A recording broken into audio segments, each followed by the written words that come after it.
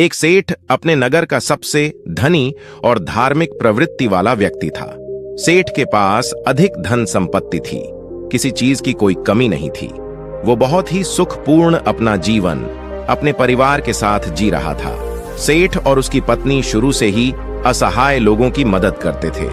उन्हें एक समय का भोजन कराया करते थे, जिसके कारण उन्हें बहुत ही ज्यादा सुख की अनुभूति होती थी। वही वो दोनों साधु महात्माओं को बहुत मानते थे। उन पर उनका बड़ा विश्वास था। उनके नगर में जब भी कोई साधु महात्मा आते, वो उनसे मिलने, उनके उपदेशों को सुनने जरूर जाया करते थे और उन्हें स्वयं के घर ले आकर उनका आदर सत्कार भी किया करते थे। यदि सेठ के घर के पास से कोई भिक्षु जाता तो वो उसे भी अपने घर आने का आग्रह करते। इसी तरह बार बार एक सन्यासी उनके घर पर भिक्षाटन करने आ जाता है और अपनी भिक्षा पात्र आगे करके भिक्षा मांगता है। सेठ सन्यासी को देख उसे अपने घर आने के लिए आग्रह करते हैं। सन्यासी भीतर जाता है। सेठ और उसकी पत्नी उनकी आओ भगत में लग जाते हैं। वो दोनों तुरंत उसके बैठने के लिए एक तख्त पर चादर बिछा देते हैं और सन्यासी के हाथ पैर धुलवाकर उसे कुछ विश्राम हेतु कहते हैं और स्वयं उसके भोजन की तैयारी में लग जाते हैं। तभी सेठ की पत्नी कुछ सामान लेने के लिए कहती है। सेठ बाहर चला जाता है। यहाँ उसकी पत्नी भोजन बनाने में लग जाती है। कुछ देर बाद जब सेठ की पत्नी आकर सन्यासी को भोजन परोसने लगती है, सन्यासी भोजन ग्रहण करने लगता है। सन्यासी सेठ के घर के शांत वातावरण और उसके घर का स्नेह देखकर उसकी पत्नी से बड़ी ही विनम्रता से पूछता है कि माता, आपके परिवार में कौन कौन है? ये सुन सेठ की पत्नी कहती है, मैं, मेरे पति और मेरे 3 बेटे। ये सुन सन्यासी आगे कहता है कि तुम्हारे पति क्या करते हैं, कितना कमा लेते हैं? ये सुन सेठ की पत्नी कहती है कि हमारे पास धन की कोई कमी नहीं, हमारे पास तो अपार धन संपत्ति है। ये सुन सन्यासी आगे कोई प्रश्न नहीं करता। तभी सेठ घर वापस आ जाता है।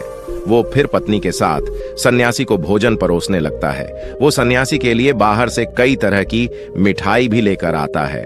भोजन ग्रहण करने के बाद सन्यासी जाने के लिए तैयार हो जाता है। वो सेठ और उसकी पत्नी की स्वयं के इस आदर सत्कार के लिए आभार प्रकट करता है और जाने के लिए वो निकलते हैं। सेठ सन्यासी से कहता है कि वो उसे कुछ दूरी तक छोड़ देगा। दोनों मार्ग के लिए निकल जाते हैं। मार्ग में सेठ सन्यासी से बात करते हुए जा रहा था।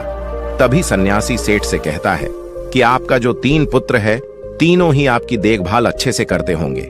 ये सुन सेठ कहता है कि नहीं मुनिवर, मेरी केवल एक ही संतान है। ये सुन सन्यासी सोचने लग जाते हैं कि ये कह क्या रहा है। सेठ की पत्नी ने कुछ कहा था, सेठ कुछ और कह रहा है। फिर सन्यासी सेठ से कहता है कि आपके पास तो धन इतना है, आप इतने धनी हैं, सुख से होंगे। सन्यासी जानकर सेठ का उत्तर जानने के लिए ये बात करता है। तभी सेठ उत्तर देता है कि नहीं, मैं कोई धनी नहीं हूं, मैं तो केवल 20,000 रुपए का ही मालिक हूं। ये सुन सन्यासी को अब लगता है कि शायद सेठ या फिर उसकी पत्नी कोई एक तो उससे झूठ कह रहा है। फिर सन्यासी सेठ से पूछता है कि आपकी आयु क्या है? सेठ कहता है कि मैं 50 वर्ष का हूं। यह सुन सन्यासी को लगता है ये तो सेठ एक वृद्ध है, इसकी आयु तो 70 से कम नहीं लगता है। लेकिन ये हर बार गलत उत्तर क्यों दे रहे हैं, झूठ क्यों बोल रहे हैं? यही सोच सन्यासी अब सेठ से कहता है कि आप इतने धार्मिक होकर भी झूठ बोलते हैं, असत्य का सहारा लेते हैं। आपको देखकर ऐसा लगता तो नहीं? ये सुन सेठ हैरानी से कहता है कि क्षमा करें मुनिवर, लेकिन मैंने आपसे क्या झूठ बोला है? मैंने तो आपसे ऐसा कुछ भी नहीं कहा। ये सुन सन्यासी कहता है कि जो कुछ भी मैंने आपसे पूछा वही प्रश्न मैंने आपकी पत्नी से भी किए, लेकिन दोनों के उत्तर अलग है। ये सुन सेठ कहता है कि कैसा प्रश्न मुनिवर? तब सन्यासी कहता है, मैंने आपकी पत्नी से पूछा था कि उनके घर में कौन कौन है, तो उन्होंने कहा कि आप दोनों के अलावा आपके 3 पुत्र हैं, लेकिन आप कहते हैं कि आपकी केवल एक ही संतान है। जब मैंने आपसे धन के बारे में पूछा कि कितना है, तो आपकी पत्नी ने बताया कि आपके पास बहुत धन है, आप इस नगर के सबसे धनी लोगों में से एक है, और आप कहते हैं कि आप बस 20,000 रुपए के ही मालिक है। अभी मैं जब आपकी आयु पूछी तो आप 50 वर्ष बता रहे हैं, जबकि देखने में आप 70 से अधिक के लगते हैं। यानी आपने झूठ कहा। ये सुन सेठ बड़े ही विनम्र स्वर में कहता है कि क्षमा करें मुनिवर, लेकिन झूठ बोलना पाप है। तो भला मैं आपसे झूठ क्यों बोलूंगा, और वो भी आप जैसे महात्मा से, जिन्हें मैं इतना मानता हूं। ना तो मैंने कोई आपसे झूठ कहा, ना मेरी पत्नी ने। हमने तो बस सत्य बताया है। ये सुन सन्यासी कहता है कि लेकिन आप दोनों के सत्य अलग अलग क्यों हैं? ये सुन सेठ कहता है कि ये सत्य है कि मेरे 3 पुत्र हैं, लेकिन जो मेरी आज्ञा का पालन करता है वो केवल मेरा एक ही पुत्र है। बाकी दोनों को अपने माता पिता से कोई मतलब नहीं है। जो कुसंग में रहता है वो मेरा अपना कैसे, इसलिए मेरे लिए मेरी एक ही संतान है। आपकी दूसरे प्रश्न के अनुसार रही धन की बात, तो मुनिवर, मेरे लिए मेरा वही धन अपना है जो मैं स्वयं के जीवन में उपयोग करता हूं, और वो इतना ही है जितना मैंने बताया। बाकी सब जो है वो मेरा नहीं है।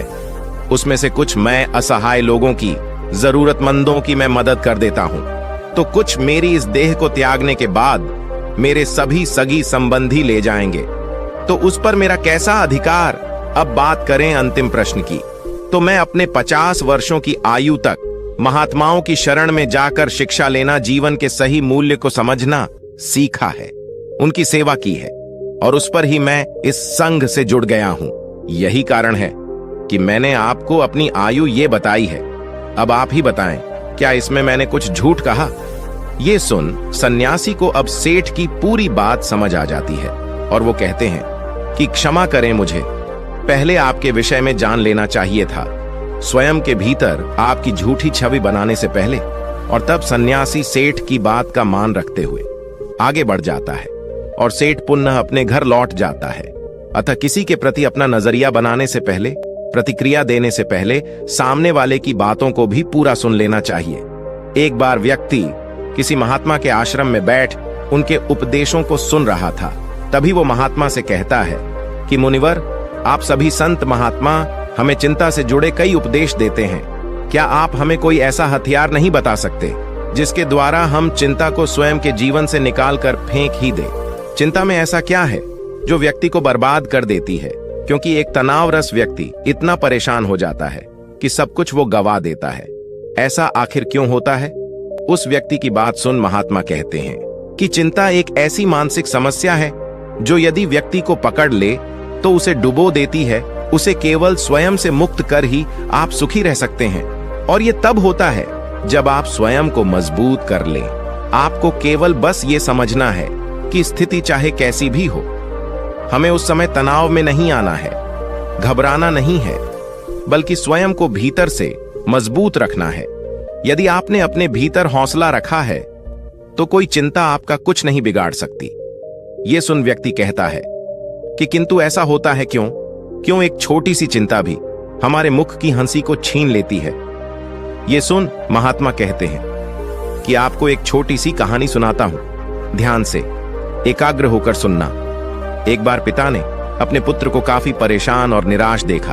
वो प्रतिदिन उसे यूं देखते, वो उसे देख समझ गए थे कि कोई बात अवश्य है जो उसके पुत्र को भीतर से परेशान किए हुए हैं। पिता ने कई बार पुत्र से यह पूछना चाहा कि वो किस चिंता में है, लेकिन पुत्र हर बार ये दिखाता कि कुछ नहीं हुआ और वो वहां से चला जाता। पुत्र के इस व्यवहार से पिता को यह विश्वास हो गया था कि अवश्य कोई बात है, चिंता है जो उसे भीतर से खाई जा रही है, लेकिन वो बता नहीं रहा है। तब पिता ने एक दिन पुत्र को अपने पास बुलाया और उसे समझाते हुए कहा कि जीवन में हम कितनी भी सफलता क्यों ना पा ले, लेकिन यदि हमारे भीतर चिंता या तनाव ने घर कर लिया तो ये हमारे उन्नति के बीच एक वादा बनकर आ जाती है। चिंता व्यक्ति को आगे बढ़ने नहीं देती, उसके भीतर कई सारी नकारात्मकता को भर देती है। चिंता बहुत ही भयानक होती है, ये सुखी समृद्ध घर को भी तबाह कर देती है। ये सब सून पुत्र कहता है कि आप कहना क्या चाहते हैं? पिताजी, मैं समझ नहीं पा रहा हूं। तब पिता पुत्र को लेकर एक जंगल की तरफ चले जाते हैं और वहां पहुंच पुत्र से कहते हैं कि ये पेड़ जो तुम देख रहे हो ये कई वर्ष पुराना है। ये मेरे पिता के पिता के पिता यानी कि 3 पीढ़ी से भी ज्यादा पुराना पेड़ है और आज भी बाहर से उतना ही मजबूत है जितना पहले था। चाहे कितनी भी आंधी, तूफान, वर्षा क्यों ना आ जाए, इस वृक्ष को हिला तक नहीं पाई है। यही नहीं, इस पर न जाने आज तक कितने पेड़ भी टूट कर गिर गए हैं। बिजली गिर गई है, लेकिन ये पेड़ फिर भी नहीं गिरा, वहीं पर खड़ा है पूरी मजबूती के साथ। ये सब सुन पुत्र पिता से कहता है कि लेकिन ये सब आप मुझसे क्यों कह रहे हैं। तब पिता आगे उससे कहते हैं कि यहां मेरे साथ पीछे की तरफ आओ, कुछ दिखाता हूं। ये सुन पुत्र पिता के साथ उस पेड़ के पीछे जाता है और कहता है कि ये पेड़ के पीछे दिमक देख रहे हो। पुत्र कहता है कि हां। पिता कहते हैं कि इसी दिमक ने भीतर से इसकी छालों को पूरी तरह कुतर दिया है और बाहर की तरफ पूरी तरह यह खराब हो गया है। यह सब सुन पुत्र अब की बार भड़क जाता है और कहता है, लेकिन आप कहना क्या चाहते हैं? मुझे ये सब क्यों बता रहे हैं? भला मैं इन पेड़ों के बारे में जानकर क्या करूंगा? पुत्र को यूं क्रोध में देख पिता कहते हैं कि शांत हो जाओ, तुम्हें सही तरह से बात समझाने के लिए मैं ये सब कह रहा हूं। ये सुन पुत्र कहता है कि लेकिन आप समझाना क्या चाहते हैं और क्यों? तब पिता कहता है कि जिस प्रकार ये पेड़ किसी भी आंधी, तूफान, बारिश या फिर बिजली के गिरने पर भी नहीं गिरा, लेकिन एक दिमक ने इसे कमजोर कर दिया और इतने वर्षों से खड़े इस पेड़ को आज गिरने के लिए मजबूर कर दिया, उसी प्रकार व्यक्ति के भीतर बैठी चिंता उसके पतन का, तबाही का कारण बन जाती है। आप चाहे कितनी भी मेहनत क्यों ना कर रहे हो, उन्नति क्यों ना कर रहे हो, लेकिन यदि आपके भीतर किसी बात की चिंता है और वो बाहर नहीं जा रहा, तो वो इस दीमक के समान आपको अंदर से कमजोर कर देगी और आपकी उन्नति वहीं रुक जाएगी। एक चिंता आपसे सब कुछ छीन लेगी। इसलिए स्वयं को कभी इतना तनाव में मत लाओ कि आप स्वयं के आगे ही कमजोर पड़ जाओ। पिता की ये सब बात सुन पुत्र कहता है, लेकिन ये सब जानकर कोई थोड़ी करता है, परिस्थिति ऐसी हो जाती है। तब पिता आगे कहते हैं कि परिस्थिति चाहे कैसी भी हो, चिंता करने से, तनाव में आने से क्या वो सही हो जाएगी? नहीं। चिंता करना, परेशान हो जाना किसी भी समस्या का हल बिल्कुल नहीं है। जब आपको कोई मार्ग ना दिखे तो कुछ समय के लिए शांत होकर एक जगह बैठ जाओ, खुद को समय दो और फिर सोचो कि किस तरह इस कठिन समय से निकला जा सकता है। कोई भी समस्या इतनी भी बड़ी नहीं होती कि उसका हल ना हो। हर समस्या अपने साथ हल लेकर आती है। तुम्हारी समस्या का भी होगा, बस जरूरत है तो कठिन समय में स्वयं को साहसी बनाने की। पिता की इस बात को सुन पुत्र को उनकी हर बात का सही अर्थ समझ आ जाता है कि वो उसे कहना क्या चाह रहे हैं। इस कहानी को पूरा करके महात्मा कहते हैं, क्या अब तुम समझे कि एक छोटी सी चिंता भी आपके जीवन को कितना प्रभावित करती है? ये सुन व्यक्ति कहता है कि जी मुनिवर। महात्मा आगे कहते हैं कि चिंता, दुख, तनाव सब हमें कमजोर करते हैं। हमें इन्हें स्वयं के जीवन से पूरी तरह त्याग देना चाहिए और जो ऐसा कर लेते हैं वो स्वयं जीवन में सदैव खुश रहते हैं। जीवन में परिस्थिति चाहे कोई भी हो, समय कभी एक सा नहीं होता, हमेशा बदलता है। बस अपने सुख के पल को स्मरण करके उसे दुख में साहस का हथियार बना लो। ये चिंता कुछ नहीं बिगाड़ पाएगा, लेकिन यदि इस चिंता में आप घिर गए तो कभी भी उन्नति नहीं कर पाओगे। इसलिए कभी व्यक्ति को व्यर्थ की चिंता में नहीं आना चाहिए। जो वर्तमान में हो रहा है उस पर ध्यान दें, अपना काम करें, बाकी सब छोड़ दें और धैर्य रखें। ये समय भी कब निकल जाएगा आपको पता ही नहीं चलेगा। महात्मा की बात सुन व्यक्ति को उसके प्रश्न का सही उत्तर मिल जाता है और वो गुरु को प्रणाम कर वहां से चला जाता है। अतः चिंता व्यक्ति के जीवन की सभी खुशियां, सुख, समृद्धि छीन लेती है। इसलिए व्यर्थ में इन सब में नहीं पड़ना चाहिए। स्वयं को चिंता मुक्त रखें, तभी आप जीवन में खुश रह सकते हैं। आशा करते हैं ये बात आप समझे होंगे। तो दोस्तों, आज के वीडियो में बस इतना ही। उम्मीद है आपको यह वीडियो पसंद आई होगी। अगर पसंद आई होगी तो वीडियो को एक लाइक करना मत भूलिएगा। ओम बुम बुधाय नमः, ओम बुम बुधाय नमः, ओम बुम बुधाय नमः।